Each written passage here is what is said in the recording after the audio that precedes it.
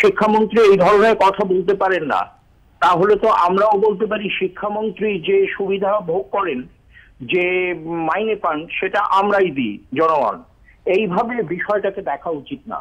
যে কোনো শিক্ষাক্ষেত্র, বিশেষ করে উচ্চশিক্ষা ক্ষেত্র, বিশ্ববিদ্যালয় এটা স্বশাসিত সংস্থা, এটা নিজেরাই সিদ্ধান্ত গ্রহণ করবে, বিশেষ করে পরীক্ষা কখন নেবে ইত্যাদি।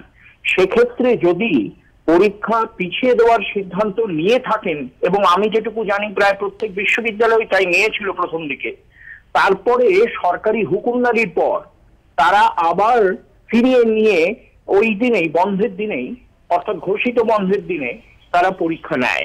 এই ব্যাপারটা, এবং কোন কোন জায়গায় নর্মস, বিশেষ করে কলকাতা বিশ্ববিদ্যালয়ের সাধারণ আইনে লেখা নেই কোথাও, কিন্তু একটা বিধি আছে, যেদিন পরীক্ষা হবে সেদিন পরীক্ষার প্রশ্ন কলকাতা শহরের বুকে অন্তত পক্ষে কলেজগুলোতে পৌঁছে দেওয়া হবে। এই নিয়মটাও ভাঙা হয়েছে, একদিন আগে পরীক্ষার প্রশ্ন পৌঁছে দেওয়া হয়েছে। অর্থাৎ তারা বুঝতে পেরেছেন পরের দিন কিছু অসুবিধা হলেও হতে পারে। এই অবস্থায় নিজেদের অফিস সামলানোর জন্য এরকম একটা কাজ করলেন, অথচ ছাত্রছাত্রীরা, অভিভাবকরা দুশ্চিন্তার মধ্যে থেকে পরীক্ষা দিতে গেল।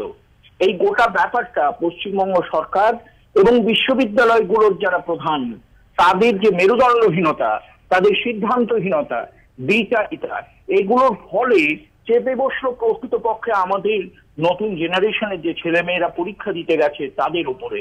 এটা একেবারেই অনভিপ্রেত।